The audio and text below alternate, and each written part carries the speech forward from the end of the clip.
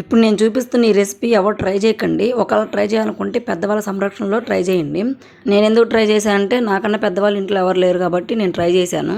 అంత భయంకరమైన వంటకం ఏం చేస్తున్నావు అక్క అనుకుంటున్నారా? చూపిస్తాను, చూసేయండి. ఇది నా కొడుకు కోసం నేను ట్రై చేసిన వంటకం అనమాట. వాడు కోడిగుడ్డు తిండు కదా, ఎలాగైనా వాడి చేత కోడిగుడ్డు తినిపిద్దామని ఏదో ప్రయోగాలు అయితే చేశాను. బంగాళదుంప అంటే వాడికి చాలా ఇష్టం. అందుకే ఆ బంగాళదుంపలు ఈ కోడిగుడ్డుని వేసి ఇట్లా లడ్డులా చేశాను అనమాట. లడ్డు చేసినాక చెయ్యి వాసన చూసుకోకండి, ఆ స్మెల్కి మనం అసలు తినలేము. ఎందుకంటే అలాంటి పిచ్చి పనులు నేను చేస్తాను కాబట్టి మీరు చేయకండి అని చెప్తున్నాను. అంత బాగుందిలే కానీ ఎందుకు చేయకూడదు అక్క అని అనుకుంటున్నారా? చూసారా, నేను ఫస్ట్ చిన్న బాండీలు వేసాను. టపా టపా పేలిని, అబ్బా అస్సలు భయం వేసింది. సరేలే బాండీ చిన్నది పేలుతుందేమో పెద్ద బాండీలు వేసాను. పెద్ద బాండీలు వేసినా కూడా పేలిని అనమాట. అందుకే చెప్తున్నాను ట్రై చేయకండి అని. మొత్తానికైతే ట్రై చేసి మా ఊడి నోట్లయితే పెట్టాను. పర్లేదు అన్నట్టు వాడు ముఖం పెట్టిండు రకరకాలుగా. సరేలే బాగుందంటే బాగుందని చెప్పినాను. మళ్ళీ తినడానికి కొంచెం పెట్టా. ఈసారి అయితే వాంతి చేసుకుండు.